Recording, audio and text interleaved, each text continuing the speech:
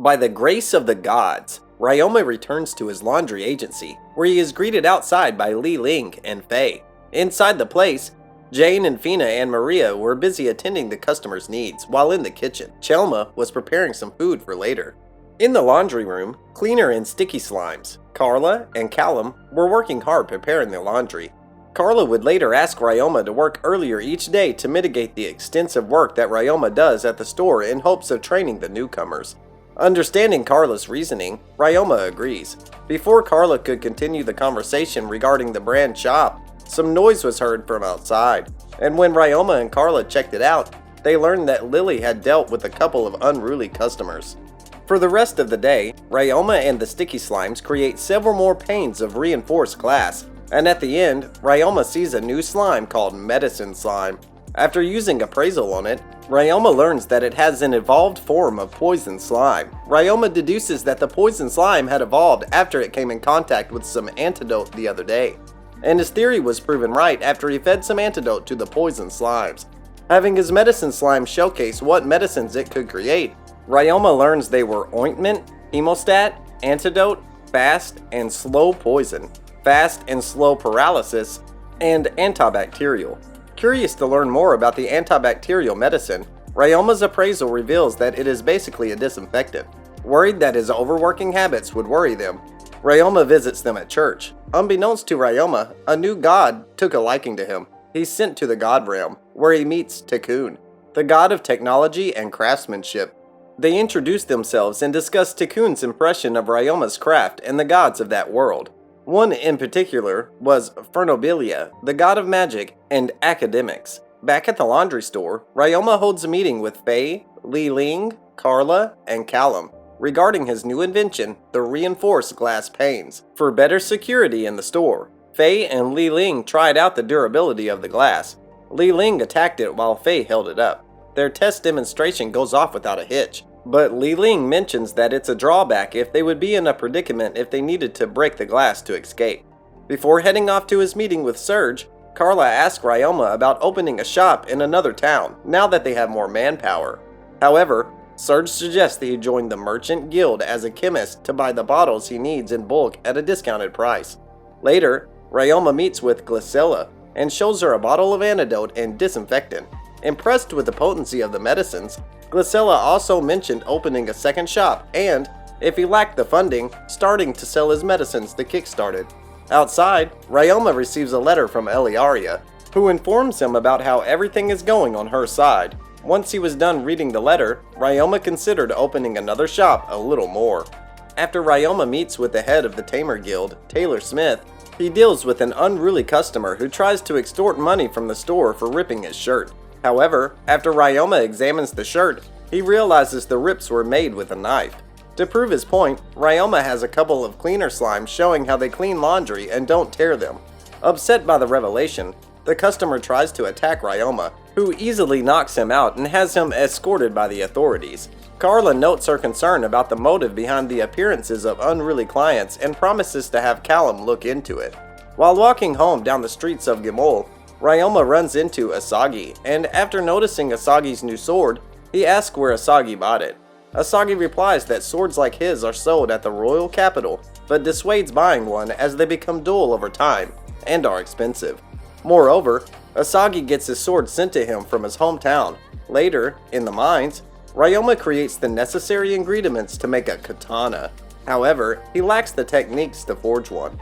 Apparently, Taylor's ideological influence is not recognized in the mainstream, and with Ryoma aligning himself with Taylor, he sequentially becomes the target. Hence, Ryoma suggests that a new rumor be spread about him taming 6 lemur birds, which are known to be very difficult to tame. Later, Ryoma meets with Tony, Kalkin, and Lobelia, and learns from them about the cruel working conditions they experienced in the past as slime researchers. Because they could not produce any results in their research, they were fired and forced to live in the slums. Curiously, Ryoma asks what they feed their slimes during those times, and they reveal only animal scraps. That night, while Ryoma walks home, he is ambushed by 3 assailants who are quickly dealt with thanks to his paralyzing needles and 2 of his lemur birds. After dealing with the assailants, Worgen arrives accompanied by some guards and asks that he talk with Ryoma the next day. The next day, Ryoma informs the store employees about what occurred last night and warns them to be alert. He later attends a meeting with Taylor, Worgen, and Glycella, who all suggest that Ryoma lay low for a while after learning that the assailants who attacked him were hired to do so. The following day, Ryoma, along with Fina, Maria, and Jane, all practice handling an unruly customer with the store's new bodyguard, Dulce. Callum and Chelma arrive with lunch, and they all take a break to enjoy it. Impressed with these results, Ryoma says it's time to begin taking steps to open a second store. Ryoma would later visit Glycella about possible locations, and 3 properties were shown for sale. While walking home, Ryoma receives a letter from Eliaria, who writes how she will begin school in the royal capital soon. She also states how she's been improving her magical capabilities and hopes Ryoma takes a break whenever possible. However, Ryoma has no plans to rest as he's off to a new city to open a new branch store. Elia receives a letter from Ryoma, who details that he's departed from Gamol and has since headed for Lanaf to open a second shop. Upon reaching Lanaf, Ryoma immediately heads to Pioro's trading company, where Glycella's contact was. There, Ryoma felt self-conscious about the large crowd and thought it would be best to return another time, but was approached by a worker named Miyabi. She asks Ryoma why he's there, and he requests to meet Pioro, who happens to be her father. Pioro then appears and, after Ryoma formally introduces himself, promises to lead him to the town's merchant guild, where he'll fill out the paperwork to open his second shop. At the merchant guild, Ryoma was impressed by the guild's structure. Pioro details that the merchant, adventurer, craftsman, and dragoon guilds were all located in the converted fortress. Curious to know more about the Dragoon Guild, Pioro shows Ryoma outside, where a group of dragon monsters used to transport goods and people was located. Pioro then explains how the 4 guilds work harmoniously together for the town. Later, Pioro gives Ryoma a tour of his second shop, located directly across from his personal business. After the tour, Ryoma used his Lemur bird Dre to contact his associates regarding the supplies needed for his second shop. Learning that Ryoma doesn't have a place to stay, Pioro offers his place until he does, which Ryoma gracefully accepts. The meal was a traditional Japanese meal that Ryoma enjoyed because its taste was so nostalgic for him. They then discuss Miyabi's plans to attend the academy to make connections as a future businesswoman. Ryoma then reveals that he's also an E-rank adventurer, which Pioro and Miyabi note that there aren't many E-rank quests due to a fierce D-rank monster called a Smash Boar.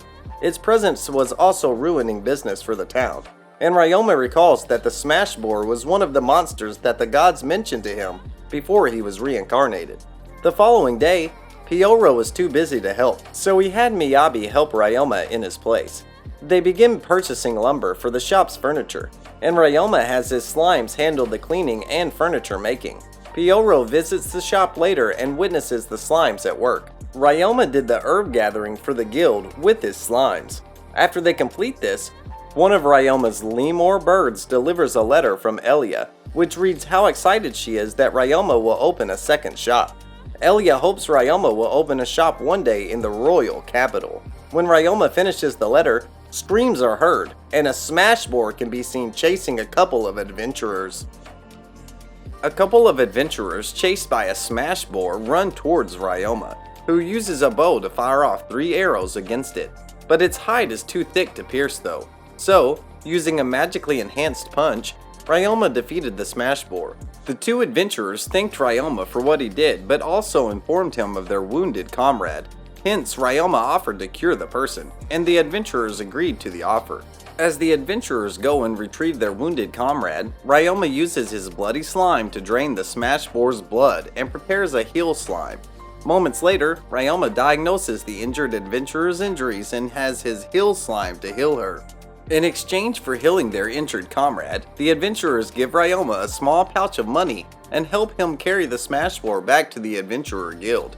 Afterward, Miyabi scolds Ryoma for not heeding her warning about hunting the Smash Boar, but is stopped by a guild representative who asks for an explanation about the hunted monster.